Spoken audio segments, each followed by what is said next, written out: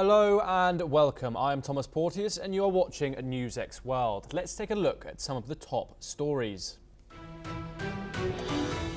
After meeting with European leaders, Zelensky moves to mend US-Ukraine ties, thanking Trump following a public clash in the Oval Office. France and the UK call for a one-month truce after the European summit. In the Middle East, Israel blocks humanitarian aid to Gaza as talks with Hamas stall. Phase 1 is extended amid mediators' outrage accusing Israel of blatantly violating the ceasefire agreement. Stars gather and shine on Hollywood's biggest night in Los Angeles as indie film Anora sweeps 5 Oscars. Adrian Brody also takes Best Actor for The Brutalist, and Mikey Madison takes Best Actress for Anora. In Syria, a new committee is formed to draft a transitional constitutional declaration while the new Syrian government deploys forces in Damascus after deadly clashes in the capital. Israel is facing mounting global criticism for blocking all humanitarian aid into Gaza. Arab states like Egypt, Qatar and Saudi Arabia have condemned the move, calling it a violation of international law and the fragile ceasefire. The UN's humanitarian chief called the situation alarming, while Hamas labelled the blockade blackmail and an attack on the truce.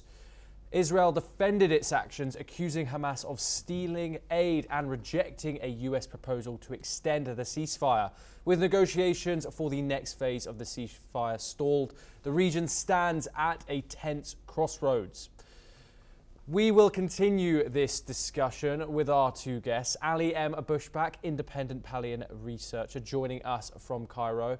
And we're also joined by Aaron Levarko, Israeli television and radio correspondent, joining us from Israel. Aaron, I wanted to ask you this first question. Why is Israel using the tactic of blocking humanitarian aid to Gaza? We know that the humanitarian situation there is in a dire state. Why is Israel using this technique to stall the ceasefire deal, as some people have put it? Ali M. Bushback, apologies, I believe we had some technical issues there. This Israeli blockade from the goods travelling into Gaza, which was part of the ceasefire deal, how do you think it's affecting the daily life of Palestinians now that the phase 2 has been stalled? And what is the situation in Gaza now, do you think? Well, thank you for having me again. In fact, the people in Gaza, they are deeply shocked by the Israeli decision that suspend the humanitarian aid and blockaded Gaza again and again. Especially that since 2007, Palestinians suffering from the Israeli blockade. So, and now the situation is more than miserable. It's behind the imagination. As I mentioned yesterday, the price of grocery and supplies, it's increased. Yesterday it was the double, and today it was increased incredibly. I asked one of my friends from Gaza, it's equal 1 kg of salt. It's around $20, which increased the humanitarian situation in Gaza and increased the aware from the Palestinian. Especially we are in the holy month for Muslim people, and during this month, as you know, the people are fast. Am I audible? I believe we're having network issues. Ali Emma Bushback, apologies. We are coming back to you. Aaron seems to have network issues. What are the primary reasons for Hamas's rejection of the proposed ceasefire extension? In fact, this is a very good question. Hamas just only want a security guarantee that Israel will not go back to the war, and it will be the end of war. Because as you know, the second phases of the negotiation, it's putting the significant point to end the war as a beginning for third phase. Third phase of the negotiation is ending the war. So Hamas it's need guarantee about stopping the war and not resuming again for fighting. This is a one point. Second point, Hamas want to flexing its muscle as the person who obtained the victory against Israel and who here is the significant things who will impose what at the end of which means Hamas will not allow Israel to take this opportunity. Thank you very much, Ali M. Bushback and Aaron Levarko. I do apologise for the technical issues in that segment. We move on to some more news updates.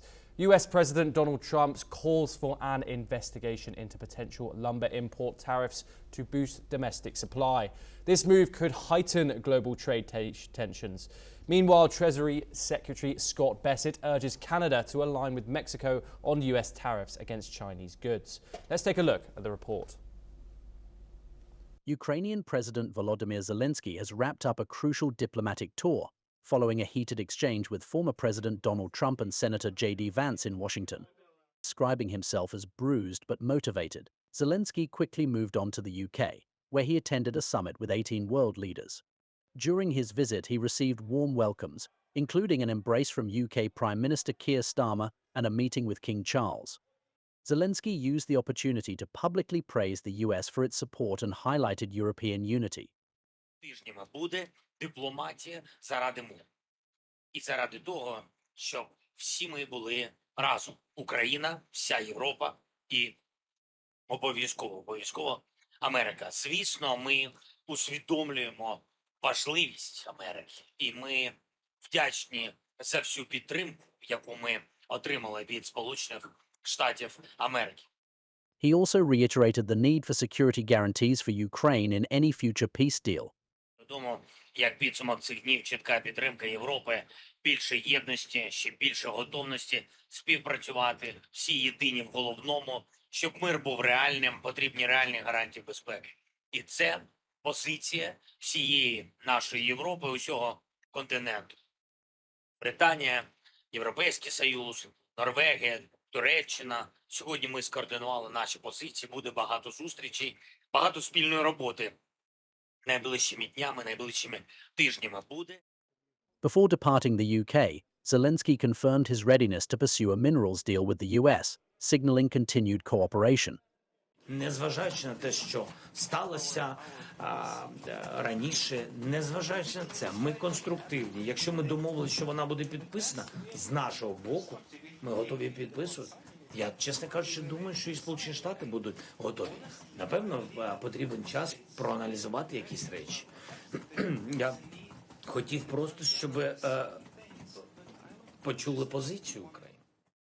Meanwhile, France and the UK are proposing a one-month truce between Russia and Ukraine. French President Emmanuel Macron clarified that the truce would focus on halting attacks on air, sea and energy infrastructure, but would not cover ongoing ground fighting. He acknowledged the challenges in verifying such a ceasefire along the extensive front line. Zelensky's message remains clear. Ukraine seeks strong security assurances as it navigates its path forward amid ongoing international diplomacy. Bureau Report, NewsX World. Let's now take a look at some news updates coming in from across South America.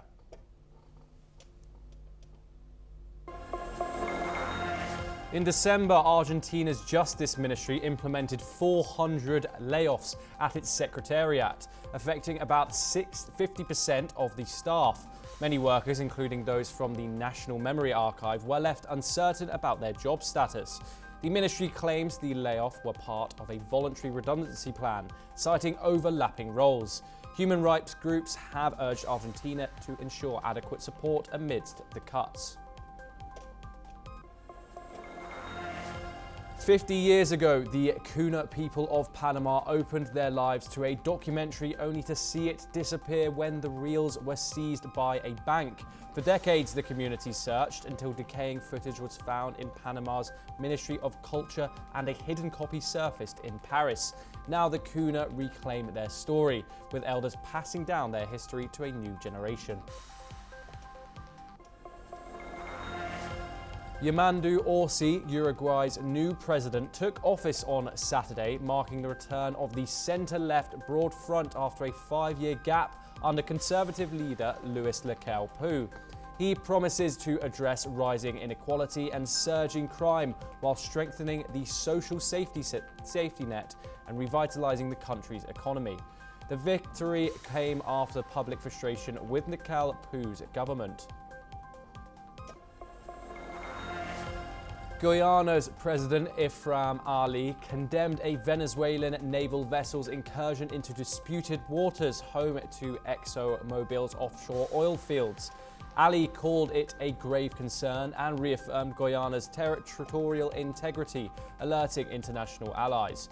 Venezuela rejected the claims, with Vice President Delcy Rodriguez calling ExxonMobil's operations illegal. The incident intensifies the long-standing dispute over the Essequibo region. Brazil's Oscar-nominated actress Fernanda Torres has become this year's Carnival Muse, as the Oscars coincide with the country's biggest celebration. Torres, nominated for her role in I'm Still Here, has sparked nationwide excitement, with celebrations and tributes throughout Brazil. Revelers are sporting costumes inspired by her, and her nomination has overshadowed traditional carnival festivities. US-based private space firm Firefly Aerospace has made history by becoming the first commercial company to achieve a fully successful soft landing on the moon.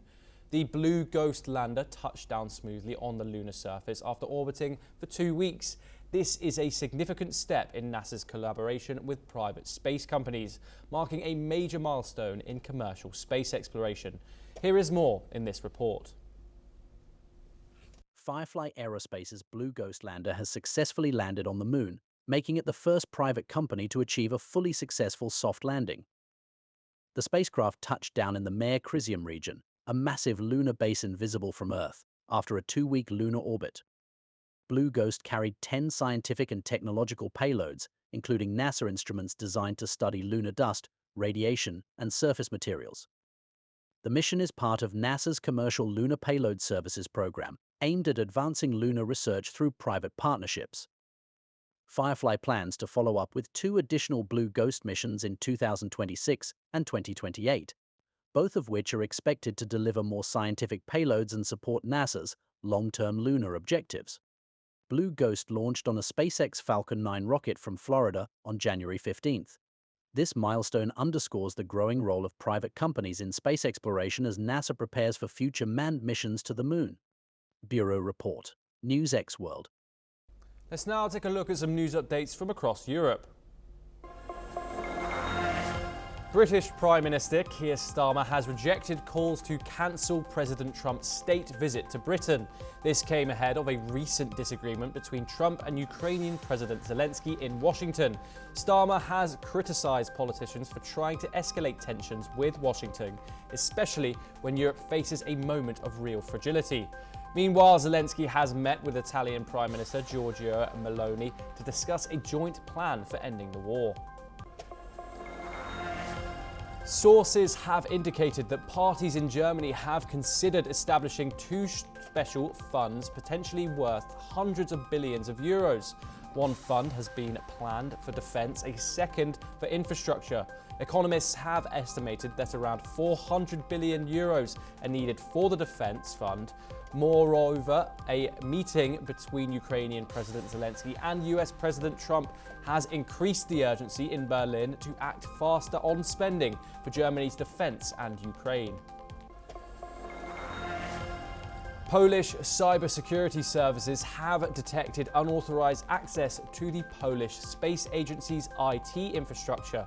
The Minister for Digitalization, Kakowski, Warsaw has announced that the systems under attack were secured. Meanwhile, the agency has confirmed the cybersecurity incident and disconnected its network from the internet to secure data. Pope Francis has been unable to deliver his traditional Angelus prayer in person for a third week in a row. The 88-year-old makes his address from a window of the official Vatican apartment. The medical team confirmed he is stable and no longer needs the non-invasive mechanical ventilation. He is on only high-flow oxygen therapy. The Italian Prime Minister, Giorgia Meloni, emphasised that Italy and the UK can build bridges between Europe and the United States. This came ahead of a recent fiery meeting between Trump and Zelensky. She highlighted the importance of avoiding the risk of the West splitting and considered that the UK and Italy can prove to play a significant role in mending the ties. US President Donald Trump calls for an investigation into potential lumber import tariffs to boost domestic supply. This move could heighten global trade tensions. Meanwhile, Treasury Secretary Scott Bessent urges Canada to align with Mexico on US tariffs against Chinese goods. Let's take a look at the report. On Saturday, US President Donald Trump called for an investigation into possible tariffs on lumber imports to strengthen domestic supply. This is a move that could further escalate trade tensions. Trump issued an executive order directing Commerce Secretary Howard Lutnick to launch an investigation into how imports of timber, lumber, and related products impact national security. The investigation could lead to the introduction of additional tariffs, adding to the current duties already in place. The probe targets exporters such as Canada, Germany, and Brazil. White House officials previously accused these countries of flooding their markets with cheap lumber, harming both their economic prosperity and national security. Meanwhile, on Friday, US Treasury Secretary Scott Bessent urged Canada to align with Mexico in adopting US tariffs on Chinese goods, as both countries work to avoid the 25% US tariff set to take effect on Tuesday over fentanyl trafficking, while Canadian opposition party leaders have a different vision. By being clear, we will never, ever be part of the United States in any way, shape, or form. We have to recognize that the Donald Trump of today is different than the Donald Trump of several years ago. Then his objective was to take more of our market. Now he wants to take our country. Let me finish by pointing out one other thing. Who's the worst person to stand up to Donald Trump? It's Pierre Poilievre. He worships the man. He uses his language. He's not the right person for our country at this crucial time. Bessent told reporters that Mexico proposed matching US tariffs on Chinese goods, but did not clarify the exact rate. Trump had introduced a 10% tariff on all Chinese imports on February 4th, later stating it would rise to 20% from Tuesday. The governments of Mexico and Canada have not responded to Bessent's statements yet. Bureau Report, NewsX World. Now let's take a look at some updates coming in from the Indo-Pacific. Israeli Prime Minister Benjamin Netanyahu thanked US President Donald Trump on Sunday for sending munitions. They had previously been held up by the Biden administration. Netanyahu stated that these tools will assist Israel in finishing the job against Iran's terror axis. He also said in a video settlement in English that Donald Trump is the greatest friend that Israel has ever had in the White House. According to reports, China is likely to target American agriculture exports as it prepares countermeasures against US import tariffs that will take effect on March the 4th. The new tariffs include an additional 10% duty on Chinese goods due to fentanyl-related concerns. China is considering both tariff and non-tariff measures, with products such as soybeans, beef, and pork potentially on the list. The head of Myanmar's military government, Senior General Min Aung Hlaing, arrived in Russia on Monday for an official visit. He is set to meet with Russian President Vladimir Putin and other high-ranking officials to discuss bilateral ties. This marks Min Aung Hlaing's fourth visit to Russia since seizing power. Myanmar and Russia have also previously conducted joint military drills and signed a nuclear development pact. Manila's ambassador to the United States, Jose Manuel Romulandez, confirmed on Monday that the United States and the Philippines have reaffirmed their alliance. He asserted the importance of their partnership and shared interests in the Indo-Pacific region. He also stated that all countries need to be ready to beef up their own defense and ensure their economic security.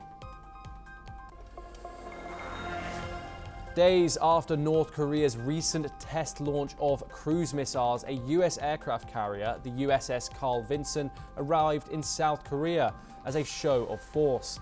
This is the first U.S. aircraft carrier to travel to South Korea since June. The deployment aims to display a strong US-South Korea military alliance and improve operations between the two nations' forces. And that is all we have time for. We will continue to bring you more international news updates.